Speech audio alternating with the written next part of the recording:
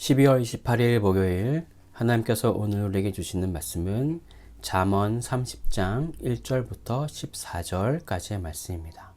봉독하겠습니다. 이 말씀은 아게의 아들 아굴의 잠언이니 그가 이디엘 곧 이디엘과 우갈에게 이른 것이니라. 나는 다른 사람에게 비하면 짐승이라. 내게는 사람의 총명이 있지 아니하니라. 나는 지혜를 배우지 못하였고 또 거룩하신 자를 아는 지식이 없거니와 하늘에 올라갔다가 내려온 자가 누구인지 바람을 그 장중에 모은 자가 누구인지 물을 옷에 싼 자가 누구인지 땅의 모든 끝을 정한 자가 누구인지 그의 이름이 무엇인지 그의 아들의 이름이 무엇인지 너는 아느냐. 하나님의 말씀은 다 순전하며 하나님은 그를 의지하는 자의 방패이시니라. 너는 그의 말씀에 더하지 말라.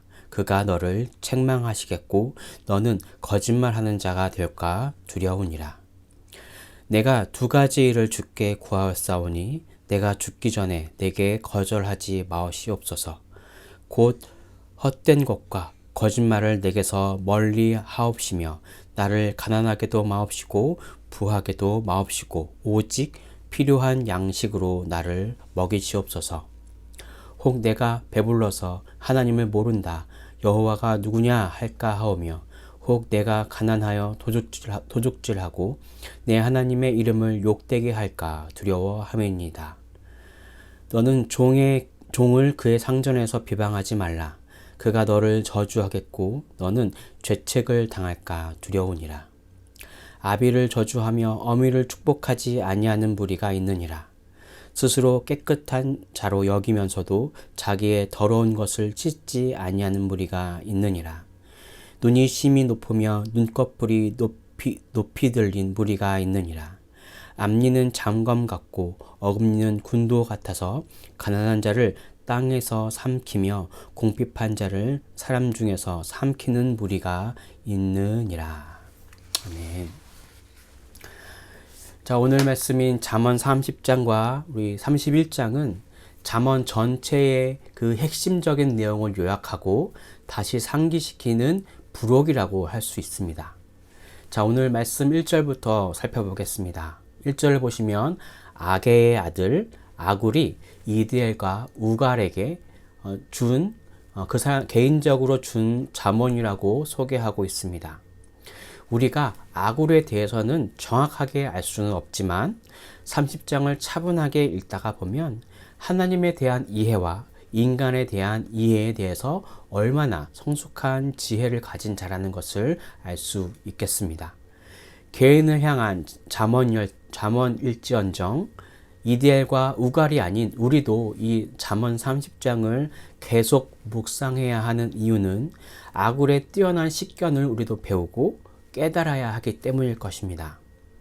이런 지혜자가 처음으로는 어떠한 모습으로 나타나고 있을까요? 자, 바로 겸손의 모습입니다. 우리 2절과 3절을 함께 다시 한번 읽어보겠습니다. 나는 다른 사람에게 비하면 짐승이라. 내게는 사람의 총명이 있지 아니하니라. 나는 지혜를 배우지 못하였고 또 거룩하신 자를 아는 지식이 없거니와. 아굴은 자신을 낮추다 못해 짐승이라고까지 합니다. 이렇게 잠언 안에 그의 말이 포함될 만한 성경에 그의 말이 포함될 만큼 그러한 그런 지식이 있음에도 불구하고 그는 자신의 지혜가 전혀 없다고 겸손하게 말하고 있습니다. 하나님을 아는 지식은 우리에게 너무나 필요하지만 그것을 다른 사람에게 드러내며 의를 뽐내고자 하는 자는 참된 지혜가 없는 자임을 유추할 수 있는 부분이라고 할 수 있겠습니다. 그러면서 아굴은 1절부터 4절까지 인간의 보편적인 무지와 무능력을 드러내려는 의도를 가지고 있습니다. 4절에 나오는 것들은 인간이라면 누구도 해낼 수 없는 것들을 나열하고 있습니다. 하늘에 올라갔다 오는 것, 바람을 다스리는 것, 물을 옷에 싸매는 능력. 물을 옷에 싸매면 물이 다 그 옷의 그 사이로 흘러내리게 되죠.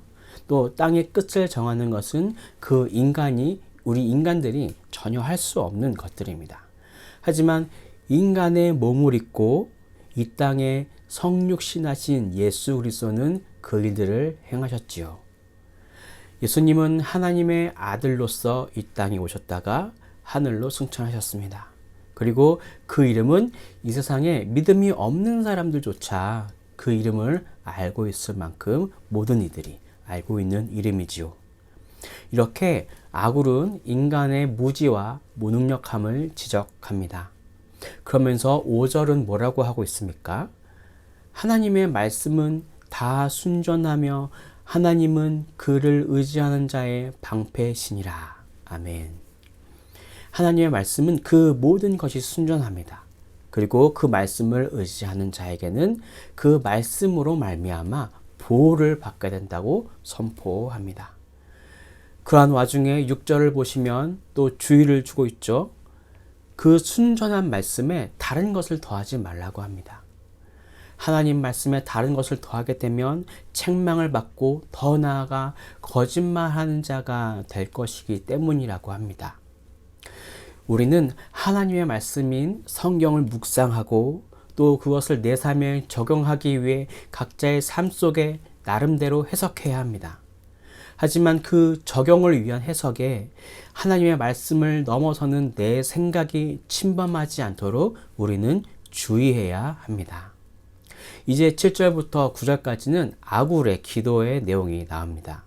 아굴이 간구하는 두 가지는 인간의 내면에 대한 부분과 외면의 환경적인 조건에 대해서 간구하고 있습니다. 내면적인 모습으로는 8절에 헛된 것과 거짓말을 멀리할 수 있게 달라는 간구와 그리고 외적인 조건은 가난하게도 부하게도 하지 마시고 오직 적절하게 그때 필요한 양식으로 먹여달라는 간구입니다. 이렇게 기도하는 이유가 다음에 9절에 나오게 되는데요. 배가 불러서 하나님을 모른다고 할까, 또 가난하여 도둑질할까 두렵기 때문이라고 하고 있습니다. 결국 하나님의 이름을 욕되게 하는 것이 아굴이 가장 두려워하는 것이라고 할 수 있습니다. 이런 아굴의 기도 이후에 10절부터 14절까지는 네 종류의 악한 무리들을 언급합니다. 첫 번째 무리는 10절에 그 주인 앞에 주인의 종을 비방하는 무리입니다. 10절 후반절을 보시면 그들이 하나님에게 저주받고 죄책을 당하게 될까 두려워한다고 합니다. 자, 두 번째 무리는 11절에 아비를 저주하고 어미를 축복하지 아니하는 무리들을 언급합니다. 또 세 번째 무리는 스스로 깨끗하게 여기며 더러운 것을 씻지 아니하는 무리들을 언급합니다. 그들은 지극히 교만한 자들의 무리입니다. 이들은 13절에 눈이 심히 높으며 눈꺼풀이 높게 들린 무리들이라고 또 소개를 합니다. 바로 남을 깔보는 무리들이죠. 그리고 네 번째 무리는 14절에 가난하고 궁핍한 자를 삼키는 무리들입니다. 이들은 가난한 사람을 하나도 이 땅에 남기지 않게 삼키며 궁핍한 사람을 삼켜 씨를 말리려는 의도를 가진 사람들을 말합니다. 자, 그럼 오늘 본문을 통해서 주시는 메시지입니다. 첫째, 자신의 부족함을 바로할 때 하나님 앞에 복된 자로 쓰임 받습니다. 자, 우리는 앞서 2절에서 겸손한 아갈의 모습을 보았습니다. 2절을 다시 보시면 나는 다른 사람에게 비하면 짐승이라 내게는 사람의 총명이 있지 아니하니라. 자, 일반적으로 사람을 지칭해서 짐승이라고 할 때는 어떠한 상황에서 이런 표현을 쓰나요? 바로 어리석고 우둔한 자를 가리키는 상징적인 표현이지 않습니까? 짐승은 본능적으로 움직일 뿐입니다. 오늘 본문 30장의 저자인 아굴이 자신을 짐승으로 비유하며 다른 사람과 비교하여 결코 낫지 못하다고 겸손하게 말하는 이 말씀은 그의 한없는 겸손을 증거해주는 그런 말씀이라고 할 수 있습니다. 자기 스스로를 지혜자라고 자처하는 거짓 교사들과 비교할 때 진정으로 지혜를 깨우친 자라고 할 수 있겠습니다. 그렇기에 하나님께서는 그의 가르침과 교훈을 성경에 포함시켜 모든 교회의 성도들에게 영원한 빛과 등불이 되도록 하신 것입니다. 하나님의 종이란 하나님의 영광을 증거하고 진리의 말씀을 전하는 존재라고 할 수 있습니다. 그러한 종이 뻣뻣하게 자기 주장만 하게 되면 온전한 주의 말씀을 전할 수 없는 것은 당연한 일입니다. 그렇기에 하나님으로부터 귀하게 쓰임받기 위해서는 우리는 먼저 나 자신을 정직하게 들여다보고 부족함을 하나님 앞에 온전히 고백하고 겸손함으로 나아가는 방법밖에 없습니다. 나 자신의 부족함을 인정하는 자, 자신을 낮추는 자를 하나님은 사랑하시고 귀하게 여기십니다. 더 나아가 그러한 사람에게 하나님은 필요한 모든 것을 충만하게 채우시며 결국 모든 사람들 앞에서 귀하고 복된 자로 여김을 받게 하실 것임을 믿으시길 바랍니다. 자, 그럼 오늘 본문을 통해서 주시는 두 번째 메시지입니다. 둘째, 약자를 배려하고 용납하는 것이 참된 하나님의 자녀입니다. 겸손하지 않고 교만한 자는 자신을 드러내길 좋아합니다. 교만이라는 말은 결국 내 능력을 이웃과 세상에 널리 알리고 내 이름을 드러내고 싶어 하는 감정입니다. 아무리 지금 세대가 자기 자신을 스스로 홍보해야 할 PR의 세대라고 할지라도 우리는 이 말씀의 순종함을 통해 주시는 지혜대로 살아야 할 것입니다. 우리가 앞서 살펴보았듯이 우리는 네 가지 무리를 살펴보았습니다. 종이라고 하는 존재는 자유가 없는 얽매여 있는 사람이라고 할 수 있습니다.